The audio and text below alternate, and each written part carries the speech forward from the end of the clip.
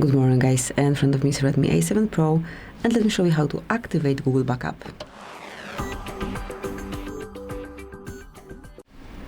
So at first, enroll the settings. Then find and select About Phone at the top of the list, scroll down and mark Backup and Restore. Here under Google, mark Backup, and if you are already signed in with your account, just mark Turn On.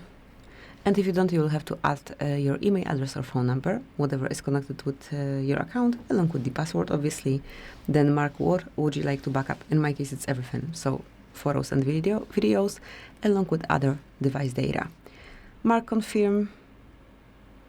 And that's it. From now on, Google Backup is active. Thank you for watching. Please subscribe our channel and leave the thumbs up.